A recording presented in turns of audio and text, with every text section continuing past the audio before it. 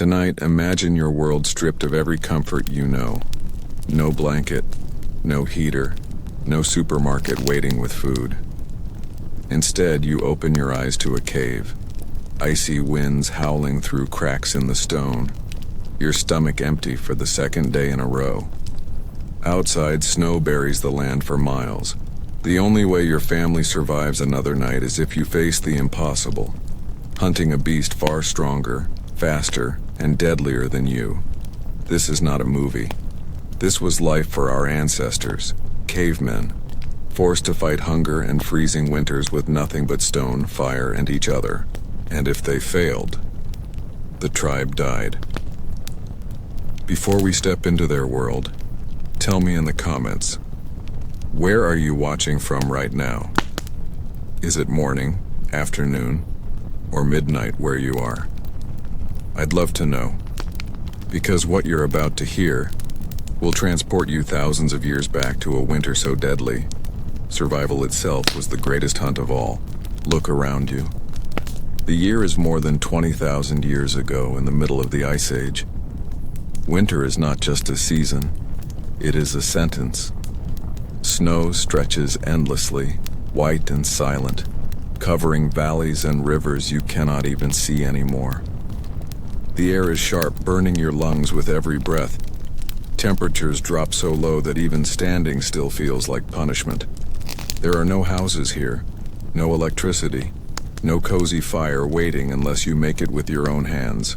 Your shelter is a shallow cave, walls blackened with smoke from last night's fire.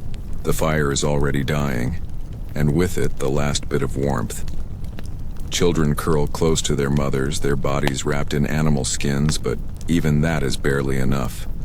Hunger gnaws at their stomachs, because yesterday's hunt failed. In this world, food is not a choice. Food is survival, and in winter, food is the rarest treasure of all. Animals migrate south, rivers freeze over, plants vanish under layers of snow. If your tribe does not hunt today, tomorrow might be too late. This is where the story of the caveman begins, not with comfort, not with convenience, but with the cruelest teacher of all, the winter. Every breath you take, every step you make in this frozen land is a gamble. The wind will fight you, the cold will punish you. And yet, despite it all, your tribe prepares to step outside the cave, armed with nothing more than stone spears and ancient courage. The leader of the hunters rises first. His face is cut by frost, his hands calloused from years of carving weapons out of stone and bone. He does not waste words, only a nod tells the others it is time. The hunters tie on their crude footwear, made of hide and fur, and grip their spears tightly. These weapons are not elegant, not sharp like a sword, but they are deadly enough when driven with precision and teamwork. The women of the tribe help wrap extra skins around the hunter's shoulders, pulling the knots tight. They know the risk. Some hunts end in triumph, but others in silence. A silent return, with one less hunter in the group. And yet they cannot afford hesitation. The children need food, the tribe needs food, the hunters step outside. Instantly the wind howls like a living creature, tearing at their skin, cutting through every gap in their clothing. Snow crunches underfoot, deep and heavy. The world outside, the cave feels like an endless desert of ice, empty and merciless. The sky is gray, the kind of gray that promises no warmth, no sun. Far in the distance, movement flickers. A herd, perhaps. Or maybe only shadows playing tricks in the snowstorm. But for cavemen, these signs are everything. A single mistake could waste hours of energy, or worse, lead them into the path of predators. Behind them, the cave grows smaller, the sounds of children fading away. Ahead of them lies only risk, only hunger, only the slim chance of survival. This is how every winter morning began. Not with coffee, not with news, not with routine, but with life balanced on the edge of survival. And as the hunters march forward silent and watchful, you realize something. This is not just the story of one tribe, one group of cavemen. This is the story of humanity itself. For without the courage to step out into the deadly winter, without the skill to hunt in these frozen lands, none of us would be here today. Step outside that cave and the first thing you feel is not just cold, it's pain. The wind slices across your face like a knife, and within minutes your skin begins to sting, crack, and go numb. Each breath is a struggle, each exhale turning instantly into a cloud of ice.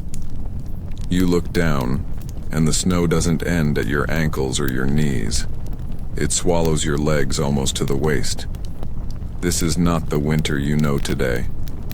This is the Ice Age. A world where winters stretched endlessly, month after month, locking the earth in frozen silence.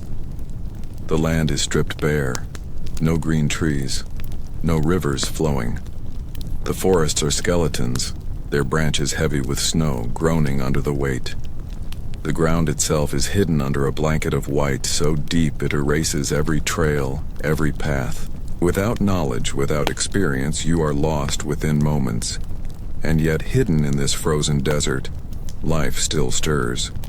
The mammoth, colossal and shaggy, trudges slowly across the snow plains. Its tusks curve like ivory blades, strong enough to crush a man in a single swing. The bison moves in thick herds, its breath fogging the air as it digs for grass under the ice. Reindeer follow ancient paths, their migrations predictable to those who have watched for generations.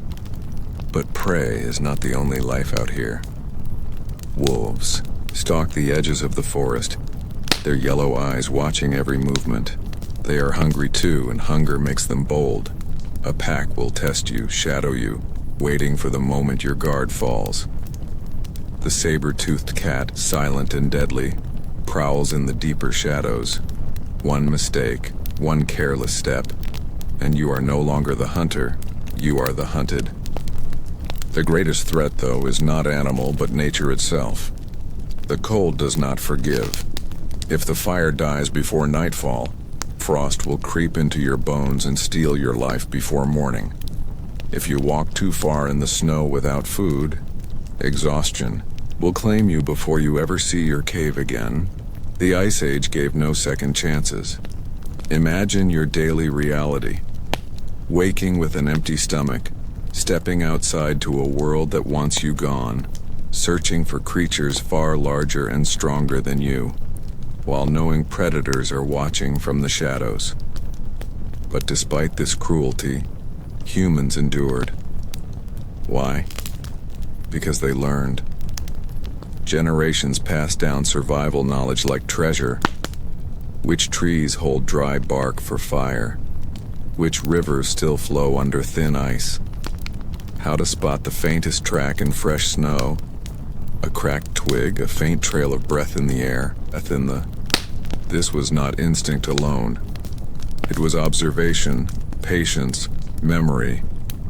Without it, survival was impossible. This harsh world shaped every part of the caveman's life. The body toughened from constant cold, muscles built from endless movement. The mind sharpened, forced to calculate, plan, and adapt. Even community became essential. No one could survive the Ice Age alone. The world was not fair. The world was not safe. But it was this exact danger, this exact struggle, that forged the hunters who would step forward into the snow, time after time, refusing to surrender. Because out here, survival was not just about living another day, it was about keeping the flame of humanity alive. Inside the cave, the fire flickers weakly, shadows dancing across stone walls blackened with soot. The hunters gather in silence, their faces lit only by the orange glow.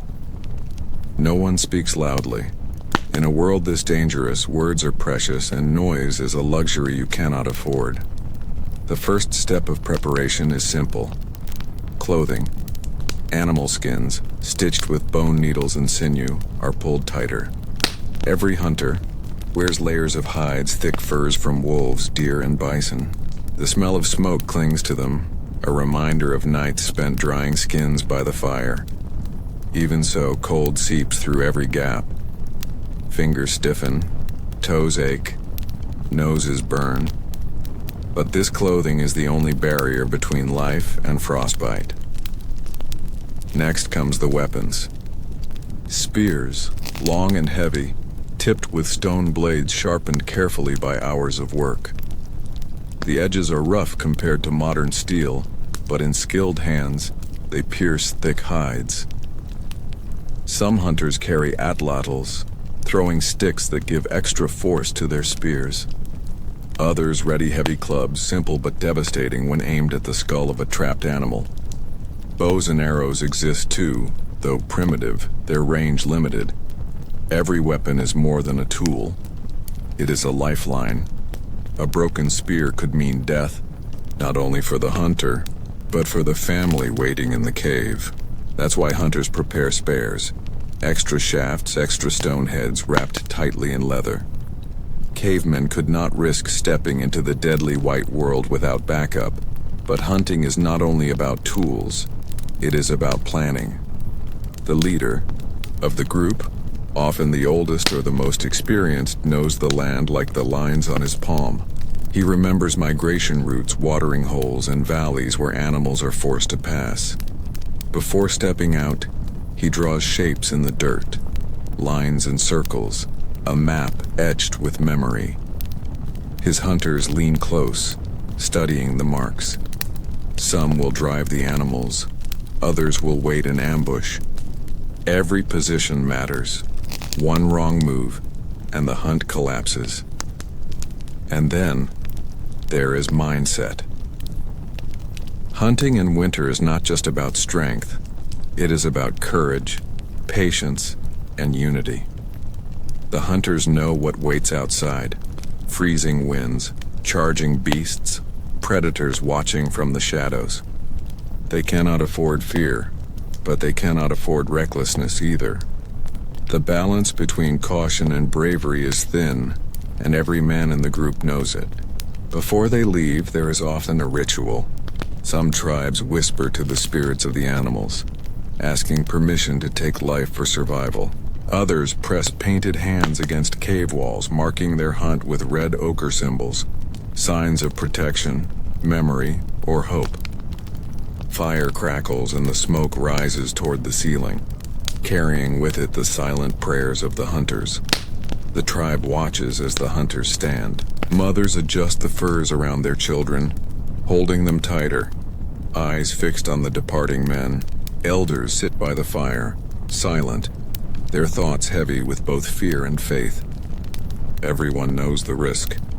Everyone knows not all who leave will return. At last, the hunters grip their spears, sling their bags of stone blades across their backs, and step into the snow.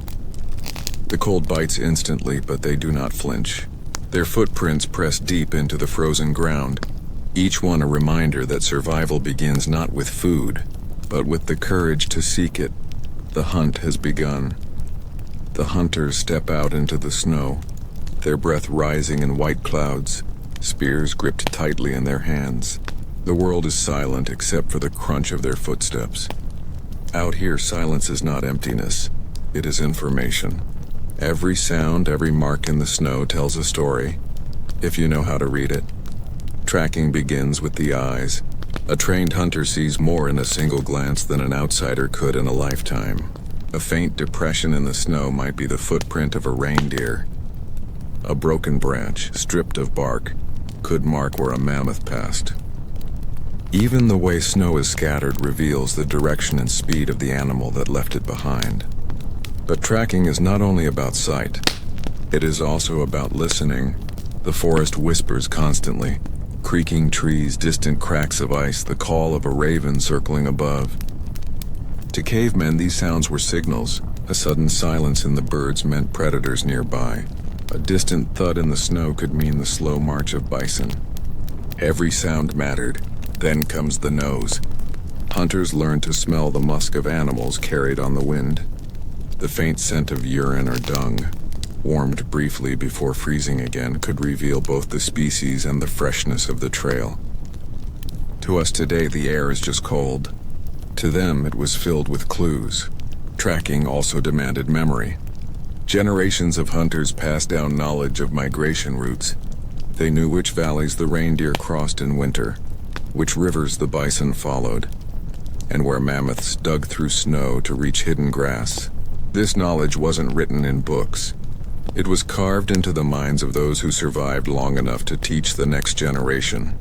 But even with all this skill, tracking required something greater than sight, sound, or memory.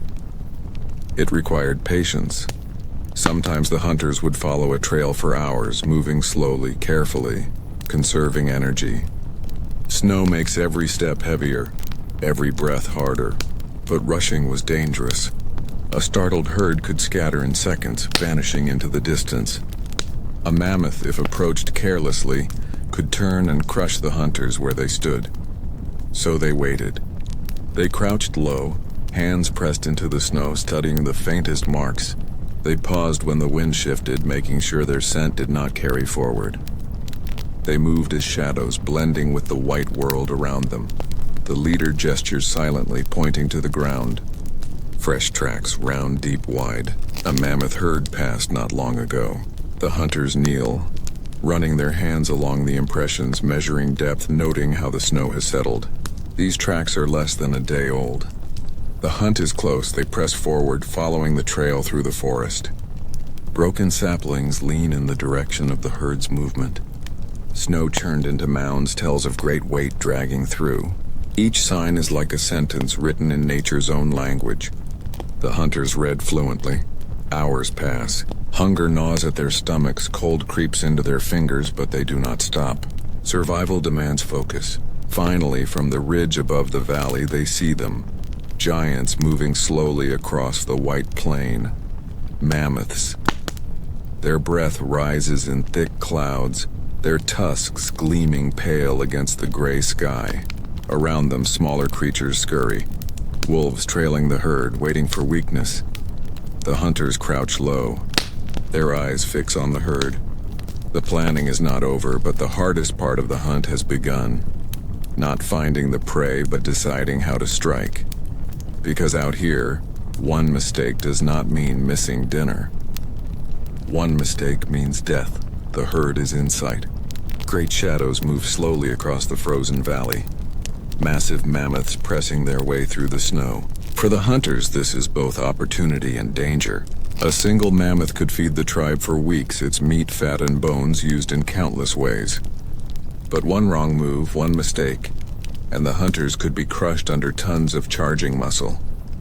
Here, survival depends on strategy. The first rule of the hunt is silence. Not a word is spoken. Instead, hunters communicate with hand signals and body language. A raised palm means stop. A finger pointed to the ground means tracks here.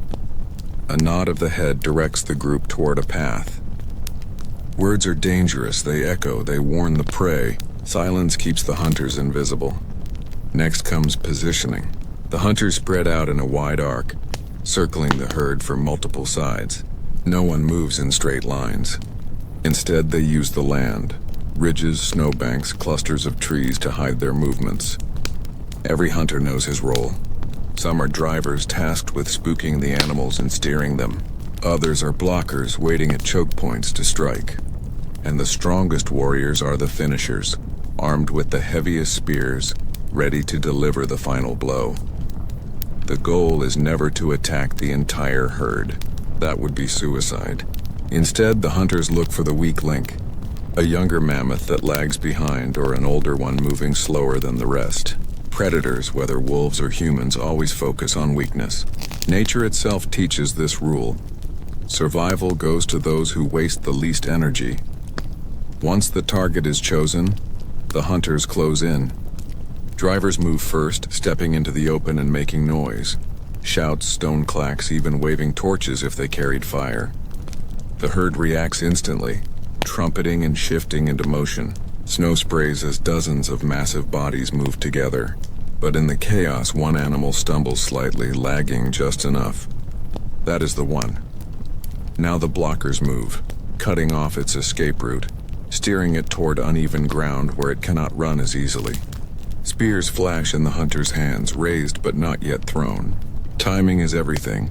Throw too early and the beast bolts. Too late and it charges back at you. The leader signals. The first spears fly, cutting through the freezing air, striking hide and muscle.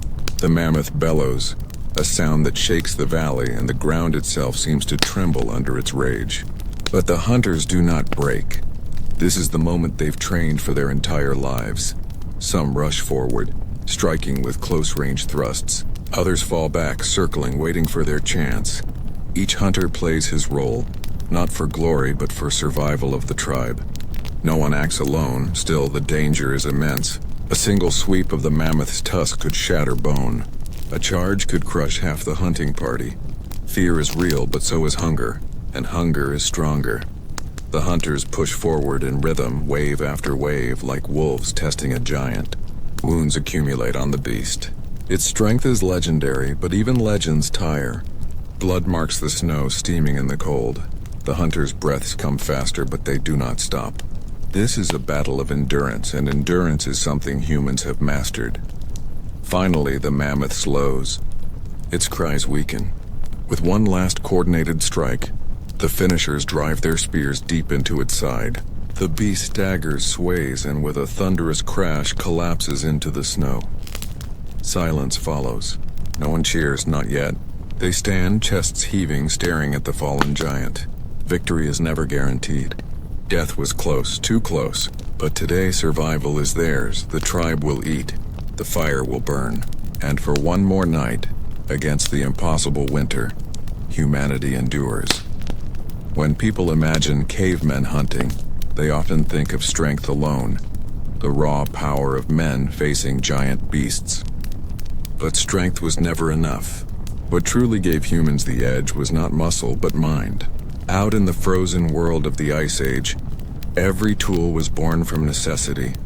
With nothing but stone, bone, and wood, our ancestors built an arsenal that turned weakness into power. The spear was their lifeline. A straight branch of wood, fire-hardened and tipped with sharpened stone, became the difference between starving and eating. Some were balanced for throwing, flying through the air with deadly accuracy, while others were made heavy for close combat, meant to be driven deep into muscle. To make even one spear required skill and patience, finding the right wood, chipping stone into a sharp edge, binding it with twisted animal sinew, sealing it with resin. It wasn't just a stick. It was survival itself.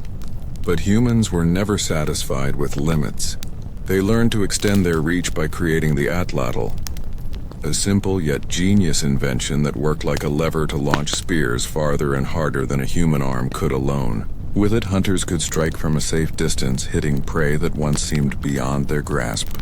Imagine the flick of an arm, the sudden whoosh of a dart cutting through icy air, and the realization that even a mammoth, towering and distant, was no longer untouchable.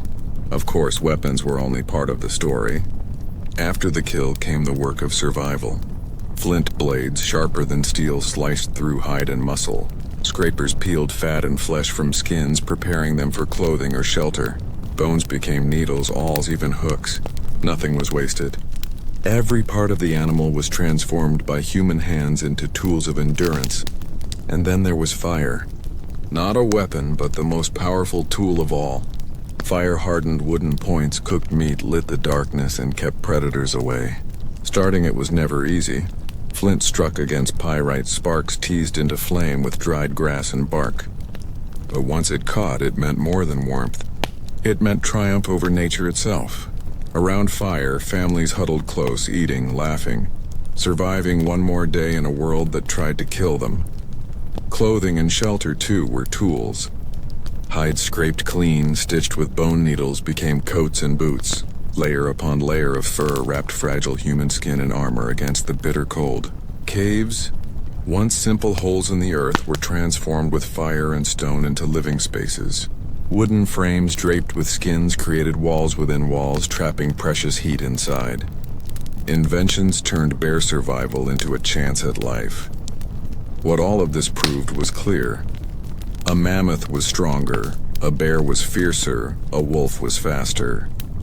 But none of them could chip stone into a blade, tie sinew into rope, or dream up a weapon that could strike from a distance. The real weapon was the human mind. In the endless struggle of winter, that mind, paired with the simplest tools, made the difference between extinction and endurance. Humans survived not because they were the strongest, but because they were the most inventive.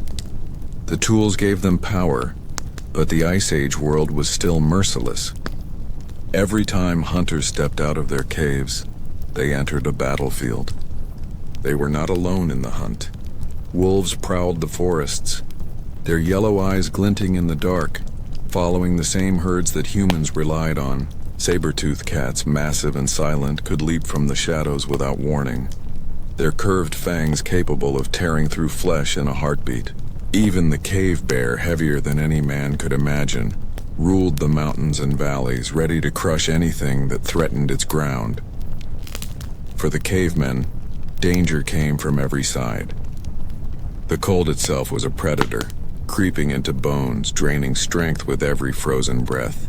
Hunger stalked them as much as the animals did, gnawing at their bellies, whispering weakness. But nothing compared to the living threats that shared the land. To survive, they had to outthink not only the beasts they hunted, but the ones hunting them. Imagine a small hunting party moving through the forest at dusk, their breath sharp in the air. They know they are not alone. The tracks of a saber-tooth are fresh in the snow, wide and deep, leading toward the same trail of reindeer they are following. Every sound, the crack of a branch, the distant call of a raven, sends shivers up their spines. A saber-tooth needs only one chance, one mistake, one distraction, and the tribe could lose a hunter forever. This is why their weapons were not just for hunting, but for defense. Spears became barriers, fire became a shield, and unity became their greatest protection. Alone, a man stood little chance against the predators of the Ice Age. But together, in a tight circle with spears raised and fire blazing, the tribe could drive back even the fiercest beast. Teamwork, once again, was the difference between life and death. Still, survival demanded respect. They knew better than to pick unnecessary fights. Wolves were watched but rarely challenged. Saber-tooths were avoided when possible. Their trails circled widely. Even mammoths, once hunted, were approached with caution, for they could just as easily crush their attackers. Cavemen learned to read not only prey but predators too. They studied their habits, knew their hunting grounds, and adapted their paths to avoid the worst of their wrath. But sometimes confrontation was impossible to escape. A wolf pack starving in the dead of winter might follow the tribe for miles, their growls echoing through the night. A bear might find its way into the same cave where a family had made shelter. In those moments, there was no choice but to fight. The air would fill with shouts, with the crack of firewood, with the desperate thrusts of spears against fur and fang. Many did not survive such encounters, but those who did passed down their stories. And those stories were not just memories, they were lessons. Each generation became wiser, more cautious, more prepared, because someone before them had faced the dangers and lived to tell. Knowledge was survival just as much as weapons or fire.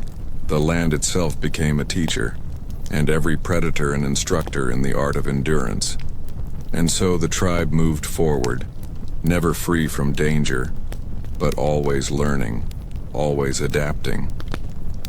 The beasts of the Ice Age ruled the forests and plains, but humans, fragile, small, and slow, found a way to endure. Not by strength, not by speed, but by caution, unity, and the relentless will to keep going, no matter how deadly the world around them became. Survival in the Ice Age was never only about food and fire. For the cavemen, every hunt, every victory, and even every death carried meaning beyond the physical world. In a land so cruel where winter stole lives without warning and predators lurked in every shadow, humans sought comfort in belief. Rituals gave them hope. Stories gave them courage, and faith gave them strength when nothing else could. After a successful hunt, the tribe did not simply carve up the animal and eat. They honored it. The fallen mammoth or bison was more than meat. It was a spirit, a gift from the land. Hunters might place a piece of its heart on the fire, sending its smoke upward as an offering. They might whisper thanks to the sky or paint its form on the cave walls, forever marking the memory of the hunt. To them, this was not superstition, it was survival. By respecting the animal, they believed the spirits of the earth would continue to provide. Deep inside caves, flickering firelight revealed drawings of animals, hunts, and strange symbols. These were not decorations. They were prayers written in stone. A hunter striking a spear into a painted bison's side was more than art. It was a ritual, a way to call for success in the next hunt. With each brush of ochre and charcoal, the tribe carved their fears, their hopes, and their victories into walls that would outlive them. There were also rituals for protection. Before leaving for a dangerous hunt, some carried charms made of carved bone or animal teeth believed to hold power. Others painted their bodies with clay and ash, marks of strength and bravery. Around the fire, elders told stories of great beasts and the hunters who faced them, tales that were half memory, half myth. These stories were not just for entertainment. They were lessons for the young, reminders of the dangers beyond the firelight, and encouragement that even in a deadly world, survival was possible. Death, too, was met with ritual. When a hunter did not return, the tribe mourned not with silence but with ceremony. They placed the body with tools and weapons, food and furs, believing the spirit would need them in the next life. Fire burned high on those nights as voices rose into the cold air, carrying prayers into the darkness. It was a way of saying that even in death their struggle was not meaningless. For the cavemen, the world was alive with spirits. The wind was not just air but the voice of the ancestors. The fire was not just warmth but a living guardian. The beasts were not just prey or predator, but sacred beings with souls as real as their own. These beliefs shaped their courage. A hunter did not face a mammoth thinking only of meat. He faced it believing that spirits watched, guided, and judged. This faith gave him strength when fear could have broken him. And so survival was never just about spears and fire. It was also about meaning. The harshest winters could freeze the body, but belief kept the heart burning. Through rituals, through stories, through their connection to the unseen, cavemen found the will to rise each day, to step once more into the frozen wilderness, and to keep fighting for life. The story of the caveman is not just buried in bones and ashes. It lives on, echoing in the traditions, the instincts, and the courage that carried humanity through the darkest winters. Every spear they carved, every fire they lit, every ritual they performed was a step forward in the long journey of survival, a journey that shaped who we are today. The hunts of those winters were not victories of strength alone, but of intelligence, unity, and faith. Cavemen learned to read the land, to follow the faintest tracks across snow, to sense the patterns of herds and to move as one body in silence. They discovered that survival was not for the strongest individual, but for the tribe that worked together. In those frozen nights, community meant life. Alone, a hunter was vulnerable. Together, they were powerful. These lessons, carved into their way of life, never vanished. Even now, in our modern world of warmth and abundance, we carry pieces of their struggle. The instinct to gather around fire became the hearth of every home. The need to share food and stories became culture. The courage to face the unknown became the spirit of exploration. What they endured in those winters did not die with them. It became the foundation of humanity. Think about this. Without their determination, none of us would be here. If even one generation had given in to fear, to hunger, or to the cold, the line of survival would have ended. But it did not. Through storms, through nights without end, through hunger and danger, they kept moving. They fought, they adapted, and they endured. And because of them, we exist. The legacy of the hunt is not only about killing beasts in the snow. It is about resilience. It is about finding hope in hopeless places. It is about standing together when the world feels too heavy. Cavemen did not have technology, but they had spirit. They did not have comfort, but they had willpower. And that was enough to keep the fire of humanity burning. When we look at their painted caves today, we are not only seeing art, we are seeing a message across time. The figures of hunters and animals are reminders that survival is not easy, but it is possible. The stories they carved into stone were left for us as if to say, we were here, we fought, we survived, and so can you. So the next time you step outside on a cold night, feel the wind on your face and imagine what it must have been like thousands of years ago. Somewhere deep inside, you carry their blood, their instincts, their courage. The fire they lit in the snow still burns in you, and that is the true legacy of the hunt. The Ice Age may be gone, but the lessons it carved into humanity still burn bright. Cavemen taught us that even in the coldest nights, hope survives. Even in the darkest winters, courage rises. And even when the world feels impossible, we can endure. If this journey into the past made you feel connected to those who came before us, then don't let the fire stop here. Share this story with a friend. Let the tribe grow larger, and subscribe so you're always here when the next story begins. Your support is what keeps these stories alive. Every like, every comment, every share, it's like adding another log to the fire, keeping the warmth burning for all of us.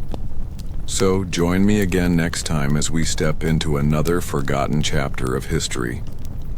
Until then, stay strong, stay curious, and remember, the fire of survival is still within you.